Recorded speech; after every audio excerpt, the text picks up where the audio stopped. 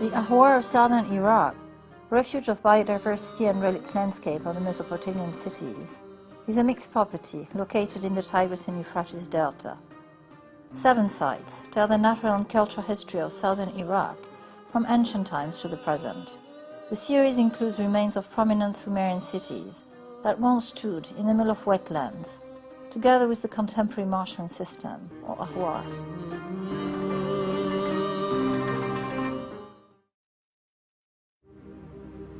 Built of mud bricks like all Mesopotamian cities, Eridu grew in the 5th millennium on a series of islets surrounded by a lagoon. On its main mound, 18 successive temples were built over a period of 3,000 years, developing into the first ziggurat or terrace-stepped pyramid. The temple was home to Enki, the deity of creation and fresh water. Eridu was considered by Mesopotamian tradition as the oldest city in the world, predating the flood. It provided the template for Sumerian cities built around a temple, surrounded by a body of fresh water. It stands as the most ancient and best documented sacred city in southern Mesopotamia.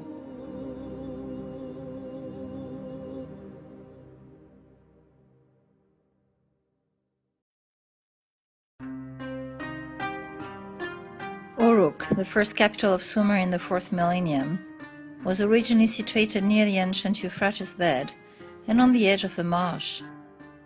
It was the biggest settlement and main force of urbanization in southern Mesopotamia. Its remains illustrate the several phases of the city's growth and decline, the architectural evolution and sophistication of public buildings, and the spatial organization of a vast and complex city that included several temples. The canal system recently detected earned Uruk the name of Venice in the desert. The first examples of writing were found in its Eanna temple. The Gilgamesh epic, the earliest literary text, also originated there. Artifacts, such as the Warka vase, together with architectural elements, document the role of the wetland resources, such as reeds, for the development of the city.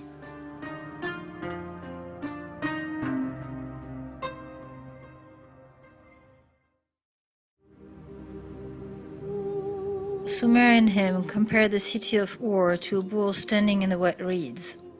The city's monumental remains include its famed ziggurat, the best preserved of those known from southern Mesopotamia.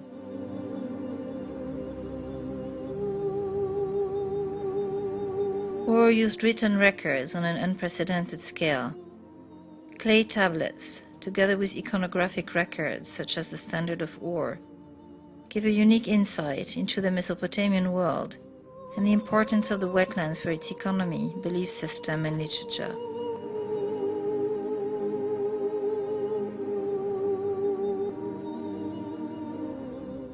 Ur, the capital of Sumer during the 3rd millennium, exemplifies the wealth, power, and sophistication of a civilization at its height, manifested through temples and palaces, residential and commercial quarters, industrial areas, and royal tombs.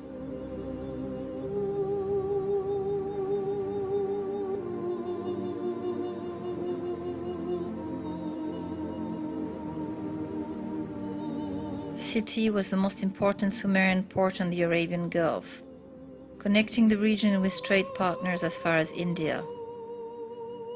Ur continued to be remembered by the Babylonians, the Assyrians, and in Abrahamic religious traditions.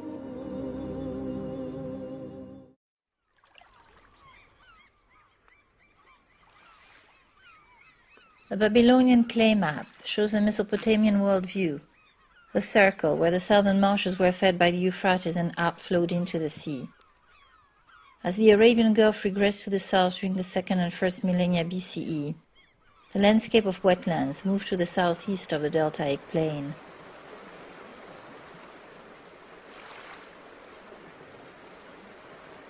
Contemporary Ahwar are the largest wetlands in the Middle East, and one of the world's most important freshwater ecosystems situated within an extremely arid environment.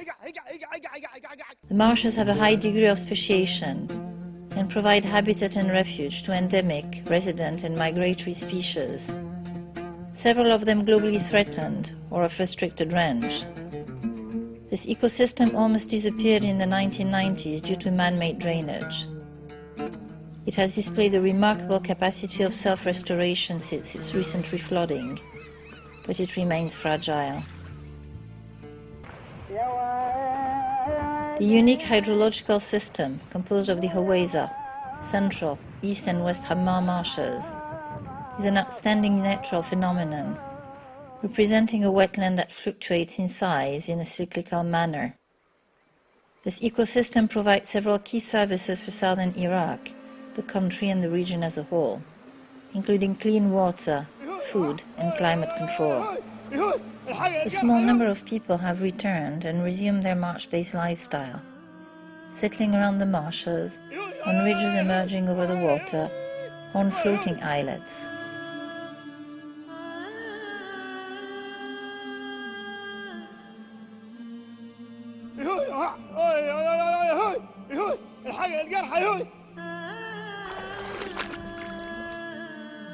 Reed collection, buffalo breeding and fishing are central to the culture, economy and identity of the marsh Arabs.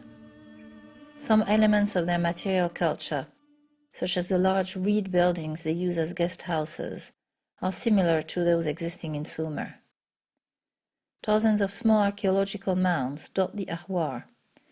They testify to an history of human occupation going back to the 4th millennium, with links to large urban centers such as Uruk.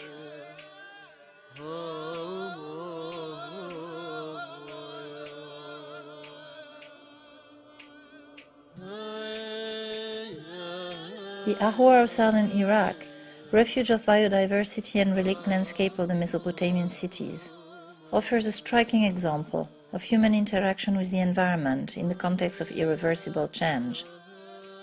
The property represents a powerful call for biodiversity conservation and the protection of a heritage of universal value.